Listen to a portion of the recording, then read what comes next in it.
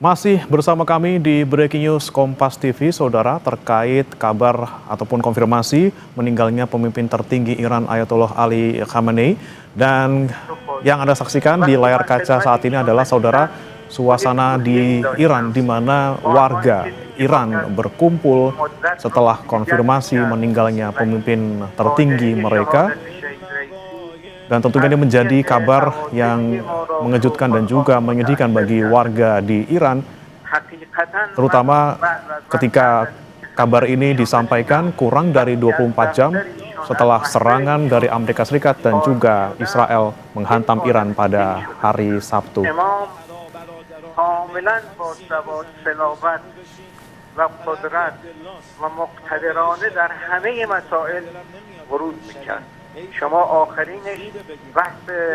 Dan konfirmasi kematian Ayatollah Ali Khamenei juga disampaikan oleh jurnalis di Associated Press yang berada di Iran, Saudara. Dan berikut pernyataannya. Iran's supreme leader, the 86-year-old Ayatollah Ali Khamenei, is dead. That's according to reports on both Iranian state television and its IRNA state-run news agency. Now, they offered no details on how Khamenei died, but he was the target of joint American-Israeli airstrikes that have just pummeled at Iran over the last 24 hours.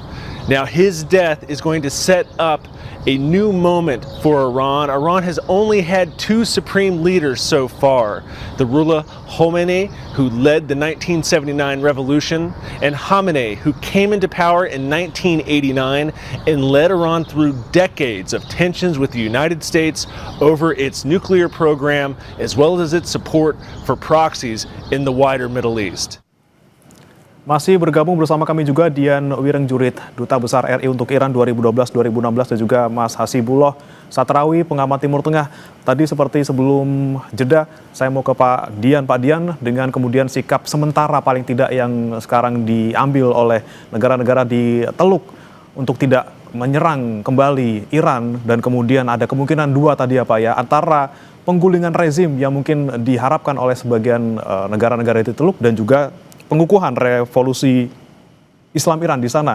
Mana yang kemudian akan lebih mengarah gitu Pak? Penggulingan atau pengukuhan? Terima kasih Mas. Begini, saya dalam hal ini menegaskan apa yang disampaikan Mas Hasibullah. Tidak akan terjadi pergantian rezim. Artinya apa? Yang ada adalah pengukuhan rezim Islam yang usianya baru 47 dengan dua pemimpin. Buat saya perjalanan masih jauh dibandingkan dengan monarki yang ribuan tahun. Dan sekarang terjadi tragedi ini. Buat saya begini, Mas, kalau ditanya kawasan, saya yakin sekarang pemimpin-pemimpin Teluk itu, beberapa negara kawasan yang pangkalannya diserang Iran, memikirkan kembali reaksi mereka yang tadinya sempat emosional, termasuk Arab Saudi yang mengatakan akan melakukan serangan balik.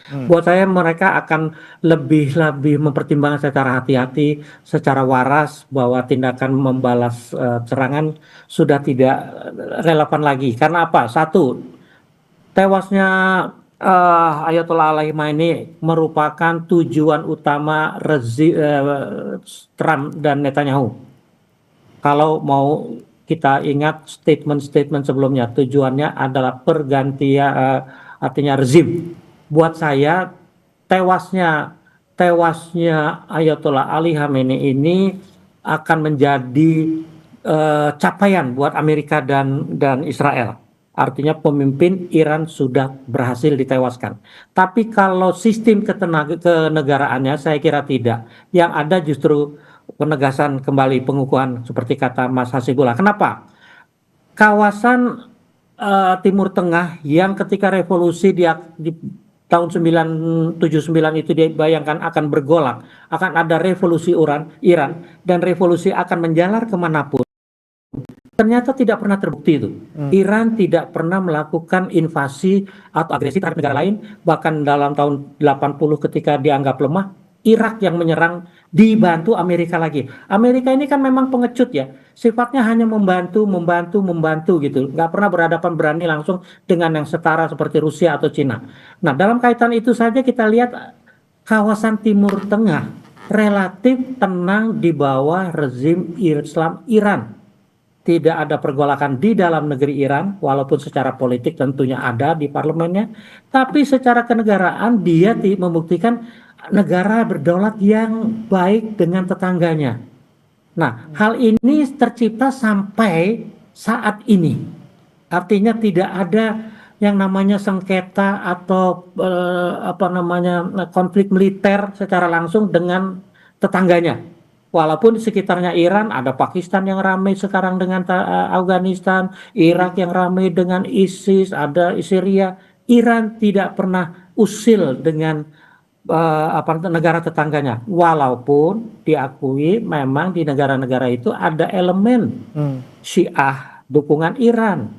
Tapi Iran tidak mengganggu tetangga dalam konteks invasi atau apa. Artinya apa? Pemimpin Arab di Teluk berhutang budi kepada Ayatollah Khomeini dan Khamenei untuk ketertiban kawasan. Dan itu hanya terganggu akibat ulah Amerika dan Israel, khususnya di bawah pemimpin yang sakit jiwa seperti Netanyahu dan Trump yang secara licik menggunakan teknologi untuk membunuh pemimpin yang memang sangat sederhana dan pengawalannya sangat light, sangat ringan. Oke, baik. Yang kemudian saya ingin tanyakan kembali ke Mas Hasibuloh. Mas Hasibuloh, tadi kata Pak Dian mungkin kalau untuk serangan balik dari negara-negara Teluk ini tidak relevan gitu ya. Tapi kalau menurut Anda, keputusan mereka untuk tidak menyerang balas ataupun belum menyerang balas Iran ke sana ini lebih ke dasar untuk istilahnya menghindari konflik, menghindari kerugian ekonomi, atau tadi kemungkinan bakal terjadi rezim gitu atau pergantian rezim di sana? Ya, sebenarnya untuk negara-negara Arab Teluk sendiri, mereka kan juga ada kerawanan, malah bisa jadi lebih rawan daripada Iran. Yaitu bukan hanya secara ekonomi, tapi juga khawatirnya krisis ini juga bisa menyerempet, bisa melebar, katakanlah ke negara-negara Arab Teluk tadi, yang kalau kita bandingkan demokrasi sebagai salah satu fundament yang sangat kuat bagi tegaknya sebuah negara, maka sebenarnya Iran memiliki itu, karena walau bagaimanapun Iran tetap ada pemilihan langsung. Walaupun memang di ujungnya di kalangan para pemimpin elit Ayatollah Ali Khamenei, kemudian terutama di kalangan majelis khubara itu atau majelis ahli itu memang khusus pemilihannya, tidak langsung semuanya dari rakyat. Tapi kalau dibandingkan dengan negara-negara Arab Teluk bahkan Timur Tengah secara umum yang sampai sekarang secara demokrasi mereka belum punya, artinya apa? Negara-negara ini ada kerapuhan yang luar biasa. Karena kekuasaannya dibangun, dijaga sekali lagi dengan kekuasaan yang kuat oleh mereka. Karena dari rakyat itu kan mereka tidak punya suara. Karena sekali lagi mereka oposisi, kalau menjadi bahaya mungkin katakanlah sistem hukumnya berjalan dan menangkap mereka yang dianggap sebagai pengganggu bagi kekuasaan misalkan. Dan tidak ada penjadwalan yang teratur berkaitan dengan pergantian rezim. Ini kerawanan sebenarnya kalau kita lihat dalam sistem kerajaan ataupun yang belum mengikuti sistem demokrasi. Nah, dalam konteks itu sebenarnya kerawanan bagi negara-negara Arab Teluk secara khusus dan Timur Tengah secara umum itu lebih berlipat-lipat.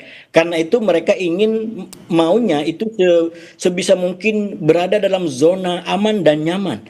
Tidak perlu terpengaruh dengan berbagai macam kondisi yang membuat rakyatnya bisa bertanya, apalagi bisa menggugat misalkan. Kita ingat peristiwa Arab Spring misalkan, itu kan betul-betul luar biasa menjadi sebuah ketakutan karena mereka bisa mengalami seperti yang terjadi di Tunisia, yang terjadi di Mesir, yang terjadi di Libya, dan di banyak lagi negara yang lainnya. Dan kalau krisis ini berkepanjangan menjadi katakanlah mengganggu kondisi rakyat di negara-negara Arab Teluk ini, bukan tidak mungkin juga akan menimbulkan gelombang protes atau mungkin krisis lebih lanjut. Selain soal krisis ekonomi, selain soal krisis politik yang mereka hadapi.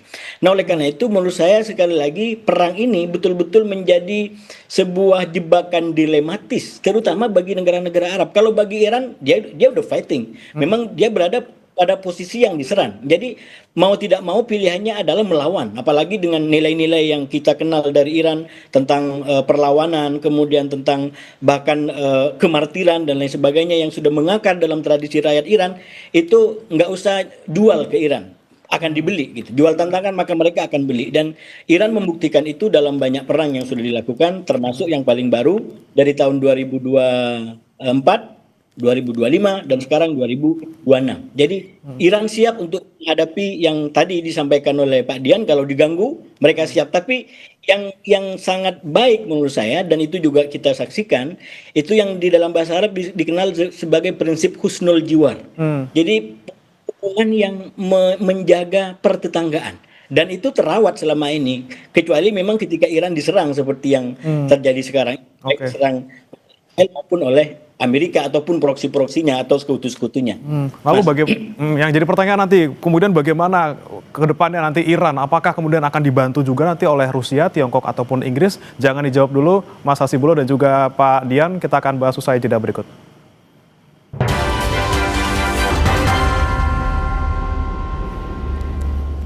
Kembali di Breaking News Kompas TV, saudara, tadi sebelum jeda ada janji yang kami ingin tanyakan kepada Pak Dian maupun Mas Hasibulo yang juga masih bergabung. Namun sayang sekali Bapak-Bapak, waktu kita terbatas. Terima kasih sudah bergabung di Breaking News Kompas TV. Kita harapkan semoga konflik yang terjadi antara Iran dan juga Israel ini cepat mereda, karena apapun tujuannya, perang tentunya hanya akan membawa kehancuran. Terima kasih Pak Dian Wiringjurit, Duta Besar RI untuk Indonesia 2012-2016, dan juga Mas Hasibulo Satrawi, pengamat Timur Tengah, sudah di Breaking News Kompas TV. Selamat pagi. Assalamualaikum. Selamat pagi, terima kasih. Waalaikumsalam. Kami tutup Breaking News kali ini, saudara. Jangan lewatkan informasi terkini lainnya dalam program Kompas Siang sesaat lagi. Saya Beri Manatenaya. Sampai jumpa.